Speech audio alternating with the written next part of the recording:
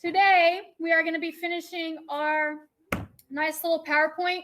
Remember yesterday you were supposed to have an exit ticket, but I told you to hold off on that. Still hold off on it because we need to finish out our PowerPoint for our interp events. But if you will pull it up and then have it ready to go when I give you time in class to finish that form, okay? But let's go ahead and open up our nice little PowerPoint and watch all of our goodies. Let me double check to make sure that I'm not on mute because I've been putting myself on mute today. All right, we're good. So we left off yesterday on DI, or dramatic interpretation. So again, dramatic interpretation is just a memorized piece of work. It's a 10-minute performance that you will do. Oh, wait, are you just like listening? But it's just dramatic in nature. Yes, you are. You're following along.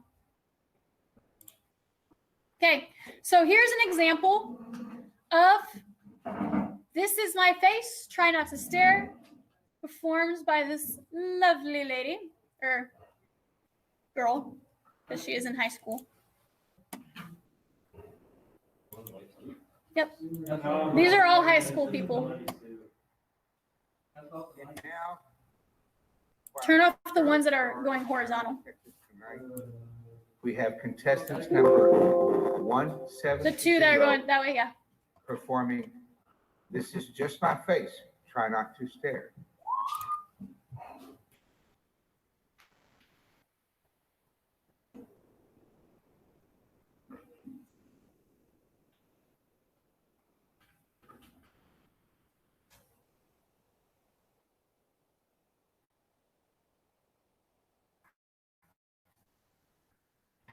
Yes, even though I'm an actor and I'm in costume all the time, well, dressing up is still really fun for me. Ooh. Like Halloween night about a year ago.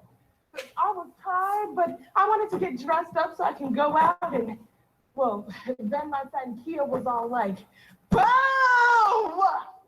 Go to bed! Put down your phone and take your ass to sleep." I mean, but I kept seeing all the Instagrams of the people all dressed up in our party. I should have some up there. Or right here. I should have put it down, but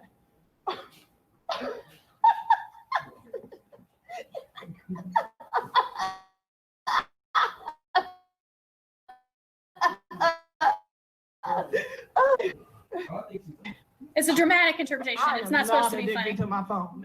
Shut up. Anyway, that's when my friends started texting me images of people who were dressed up as Precious. Precious! It was the character I played in my first film. Some man stuffed pillows down his shirt and his pants just so he could look fat. And, his face, it was made up so he could look dark. Hilarious, right?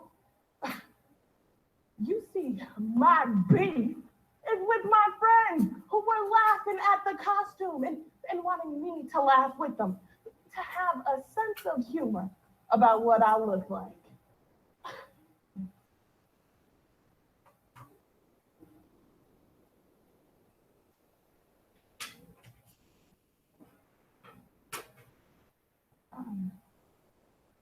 I guess I was around 6 years old when I started to notice. I mean, before that, I never really understood why kids called me names. It's no wonder I needed therapy.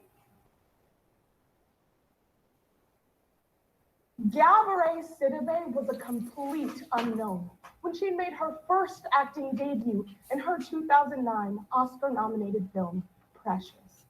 And since then, she has been serving as an example of body positivity and self-acceptance. However, as she explains in her own words the journey to this self-accepting place, it comes with a price. "This is just my face. Try not to stare." by Gabourey Sidibe. I hated everything about myself, and I love my mom, but when I told her that I was depressed and couldn't stop crying, she laughed, literally, but not because she's a bad person. My mom has always had faith that things will be okay. That wasn't good enough for me. So in college, I started seeing this therapist, and I'll make these jokes. And my therapist would be like, "Okay, Gabby, but peel the onion. What's under that joke?" And I was like, "Shut up, Jacob."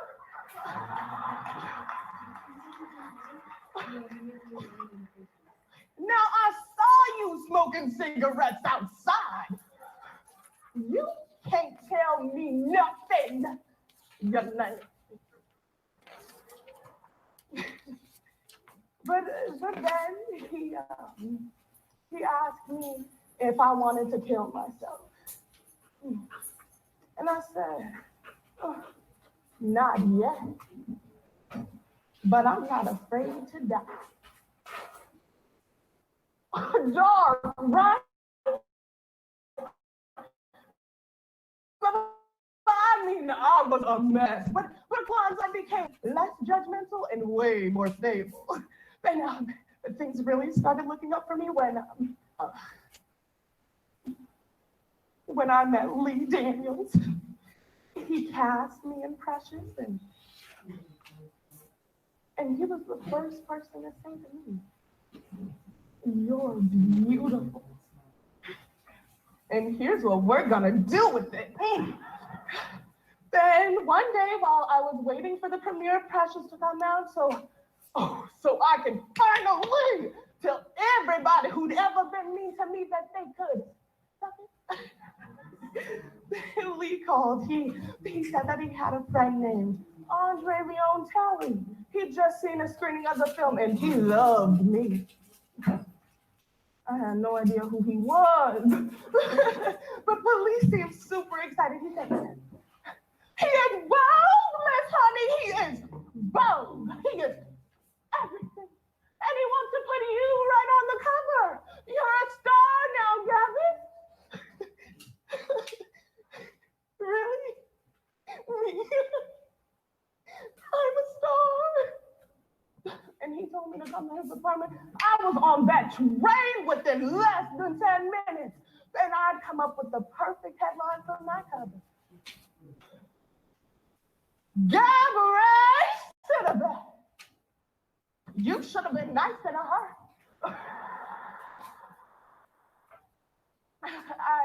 I got off the elevator on Lee's floor, and well, usually I hear the sound of disco music pumping through his door, but this time I heard a loud, deep voice coming from a speakerphone. "That fat black bitch is going right on the cover of Vogue. You hear me, Lee? I'm putting that fat black bitch right on the cover. Yes, I love her. She's everything."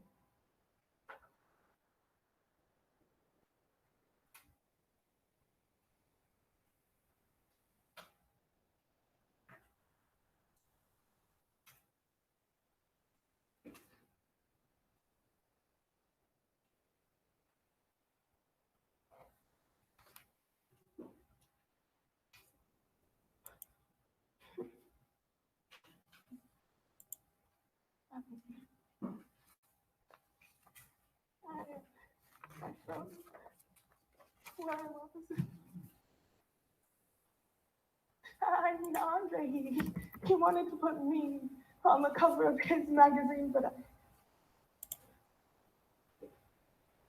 I was still just some fat black bitch. I mean, I honestly thought that starring in a movie would have changed that. But this world was no different just because I made a movie. So where's the lie? I am fat and I am black and often I do refer to myself as a bitch. So I should be grateful, right? I should be happy that all of you know who I am. Because there are plenty of fat black bitches out there that never be on the cover of some magazine. Is this how you become a celebrity when you look like this? Don't be offended. It's funny, right? Just laugh it off. I'm hilarious, right? The way I look, it's funny, right?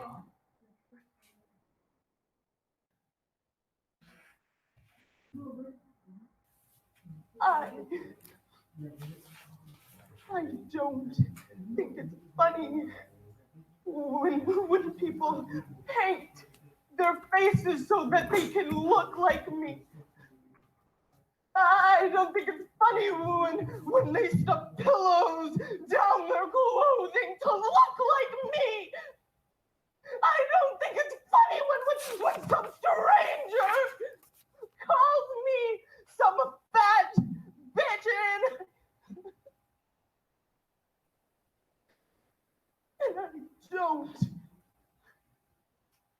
I don't think it's funny that I'm not allowed to say what my feelings are.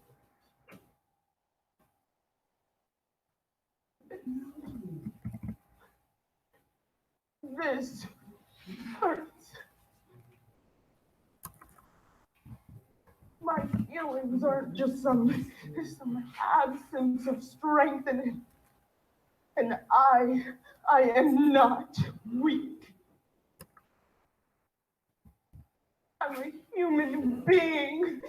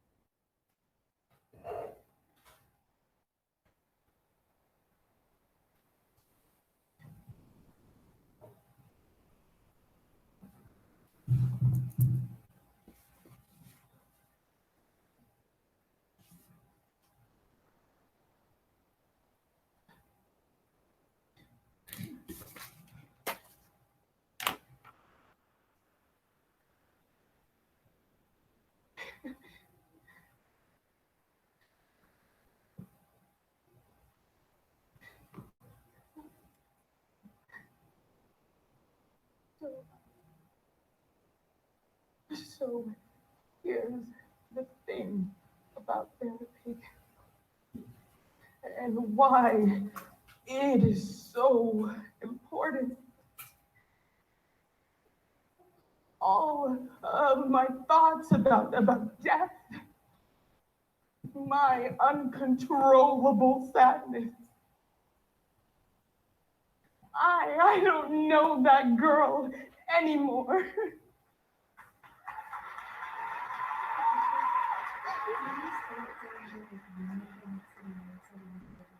And this. Yeah, if you want to do that. This is my body.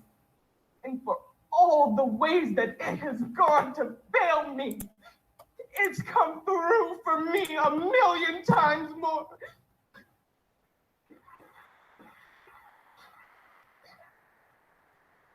So no, this world did not change, but I have. And that is good enough for me. So yeah, yes, I am fat. Yes, I am black. And yes, sometimes I'm a bitch. But at all times, I'm a bad bitch.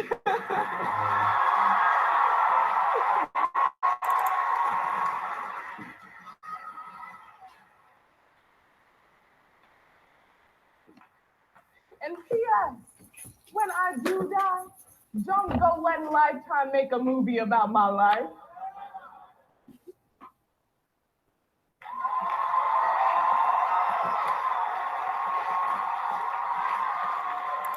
All right. Apologize for all of the language. It's really hard to find a dramatic interpretation without some curse words in it. So, my apologies, but I probably should have gave you all the warning before we watched it in case y'all were offended. Okay. But do you see how like it's dramatic in nature? Like she's bringing people in. She's trying to make them feel for her. She's trying to make for her to feel for her story. Okay. Again, this is a published work. It's from, y'all know the actress Precious. Like she's portraying her. But one thing I'm going to kind of like stop and let y'all notice. Do you notice how she breaks character like a little bit into the piece and she starts talking about what the piece is and what it's about? So that's an introduction. So anytime She was saying it's not helping at all. She was like, what are you doing? I don't think he meant to unmute himself. But anytime y'all are doing a piece like this, you need to have something like that within your presentation, in your performance, just to kind of let us know what it's all about, how you're doing it, all that good stuff. Wait, so the story that the person is saying, can it be a story about their life, or does it have to be something that It has to be published. So if you go out and you write a book and get it published, then you can use it. I know, it's rough. Original oratory, you can do something like that though. Okay. All right, so the next one is humorous interpretation. It has the same exact rules as dramatic interpretation. The only difference is, guess what? It's funny. Like it's supposed to be funny. All right, so we're gonna watch Fresh Off the Boat by John Duncan. And this Our second contestant, code H329, performing Fresh Off the Boat.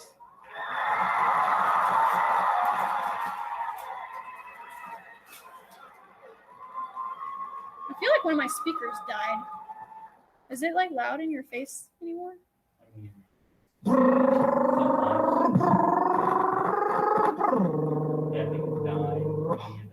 Go faster！ 大笨蛋，那么慢，这个我跟你讲话是这样，左转右转选一个爱，我的天，那么慢，每次这样子，哎呦哎呦。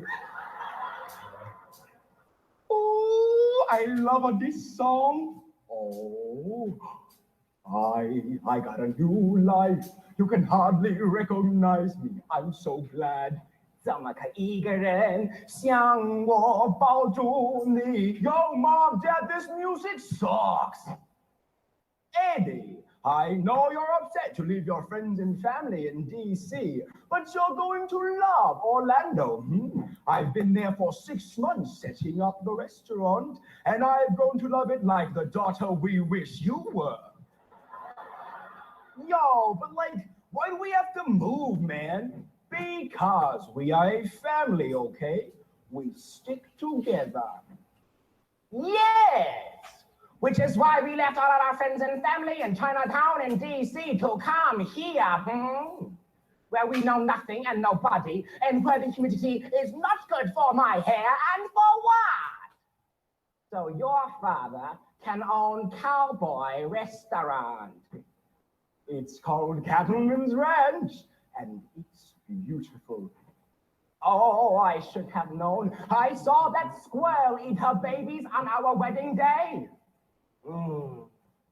It was bad omen. My mother immigrated here from the island nation of Taiwan off the coast of China when she was just 13 years old.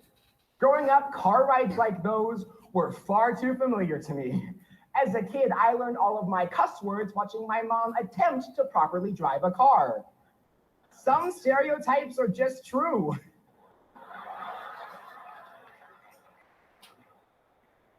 Like how I have a really small tolerance for racism.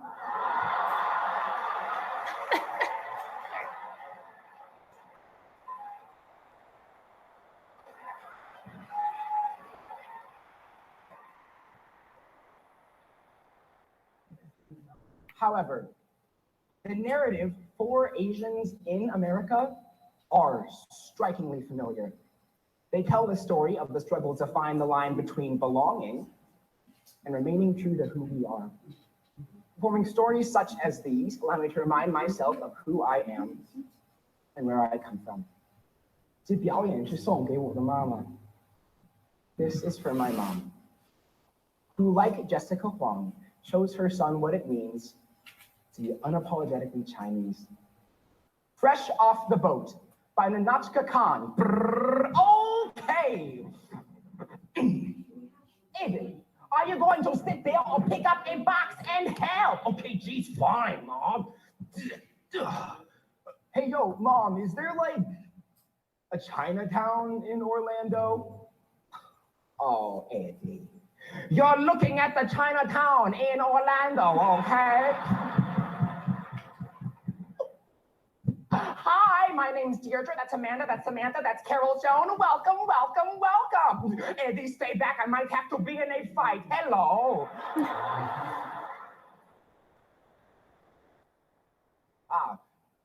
Thank you. White woman, and white woman. My name is Jessica. Oh, hello, Jessica. I was expecting something more exotic, but I love that name. Hello, Jessica. We had a sorority sister with that name, but she died in a horrific riptide accident. Oh, we dedicated a section of the highway to her. It was so sad. Anywho, we've got to get going. But if you ever want to join us for our morning jog, just give us a holler. Okay? Bye.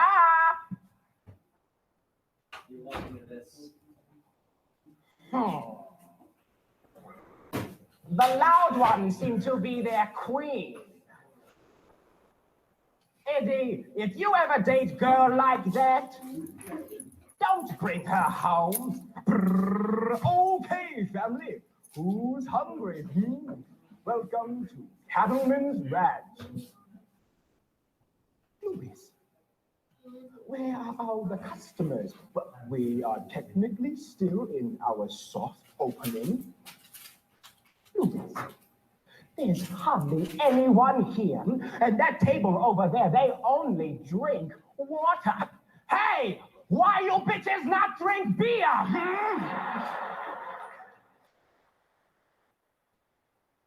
Louis? Fix this. Okay. I have an idea to bring in more customers. Okay. What? A white face to greet the guests. What? People come into Cowboy Restaurant, they see Chinese face, they go, huh? They come in, they see white face, they go, ah. Hello, white friend. I am comfortable. Oh, Louis. Brrr. Okay, Mr. White Man. Welcome to your first day on the job. Are you excited? I'm not really sure that I'm comfortable doing or saying any of these things. Oh, it's just a commercial. You're Mr. Cattleman. You're going to be famous. I'm not really sure that I want to be famous. I owe like 4 people money.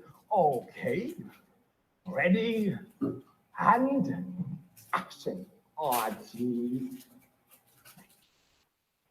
Whenever my neck gets red from my white skin being in the sun all day, I like to come down to Cattleman's Ranch. Maybe meet my wife or my cousin.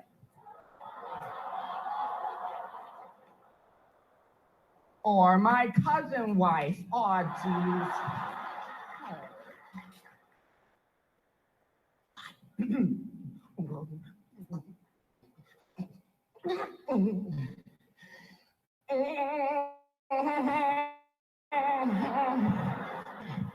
Come down to Cattleman's Ranch and feel comfortable among your own kind.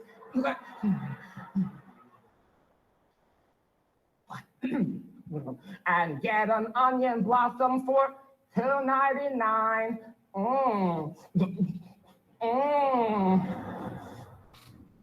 Tell them Cattleman Nick sent you. Yeah. Oh, and cut. Brilliant, Mitch.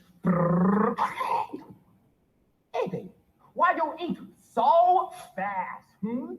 Slow down. I'm just hungry, Mom. Okay. You not eat the lunch that I packed for you? Yeah, I did, Mom. I'm just still hungry, okay? Okay. How you like the xiaolong ball I packed for you? It was good, Mom. Liar!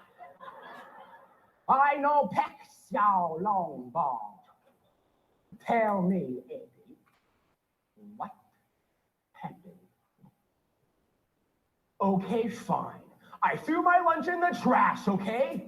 Yo, I don't want Chinese food anymore. I want white people food. Hey, you love my cooking. Everyone loves Chinese food. No, Mom. Hey, they like orange chicken from Panda Express, yo. They say my food stinks, man. Yo, I can't keep eating with the janitor for the rest of my life, Mom. Maybe. Okay, fine. Tell me. What is this, white people food? Brrr. Oh, I have never seen a store like this before. Yeah, Mom. This is where Lunchables live. Okay, Eddie, if you get lost, you find a nice white family, okay? You will be safe there, okay? Yo, this is nothing like those Taiwanese markets back in DC. Oh no, so beautiful yet also terrifying. Yo, Mom, look. Everything fits so perfectly in this tiny box. I freaking love Lunchables. Brrr. Hey, what's the menu got? Turkey and cheese, nice. I got pizza. I. Beep, beep, beep, beep. Hey, microwave's mine. Get to the back, chink.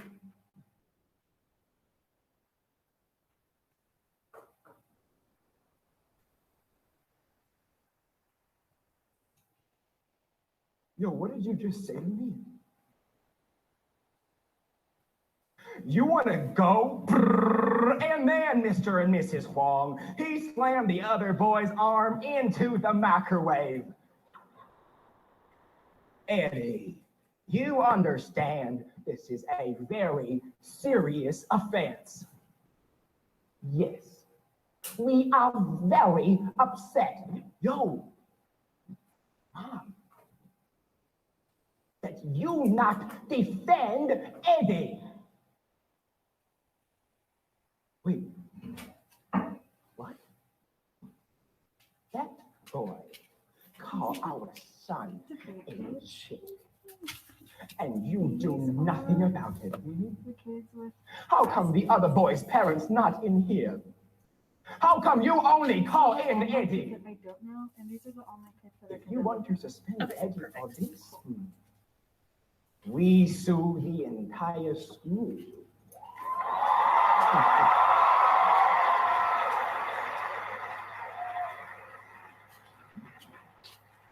Yes, it's the American way, right?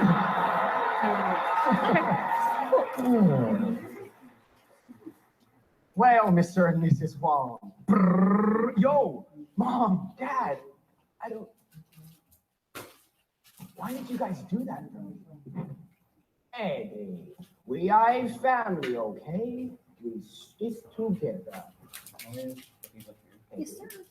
I do not want you to be making waves. But I will never get mad at you for standing up for yourself. It takes courage not to run away when things get hard. That's right, it's harder to stay, but if we stick together, we can do anything. Maybe. Yes, of course. We stick together.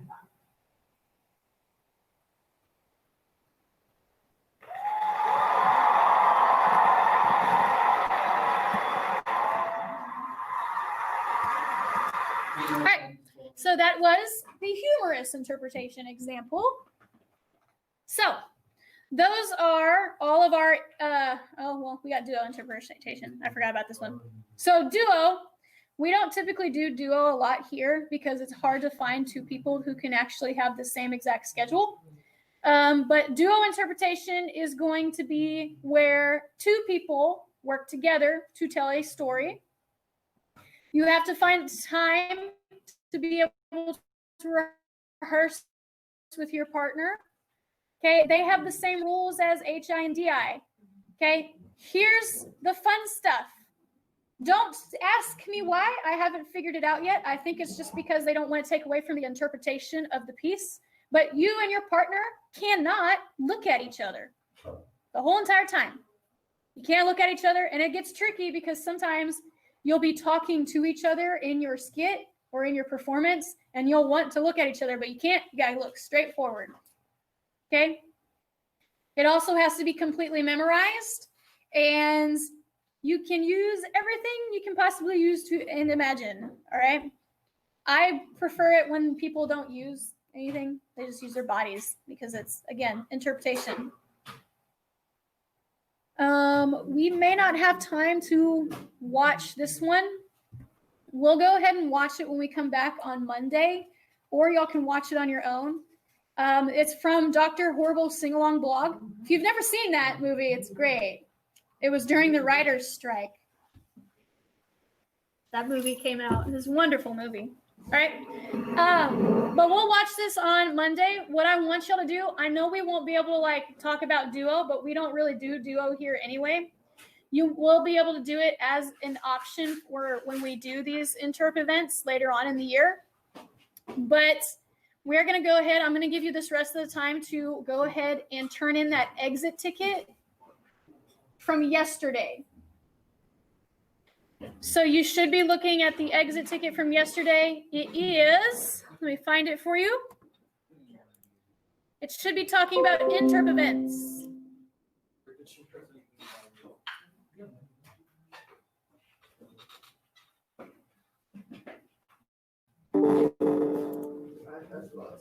Oof, this mic, these speakers are on their last leg, man. All right.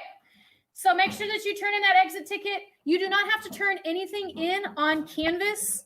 Your responses will immediately be updated through my Google Drive. So you don't have to worry about turning anything in. Just fill out that exit ticket from yesterday. So you have to go on to yesterday's PowerPoint or yesterday's virtual classroom to go find it.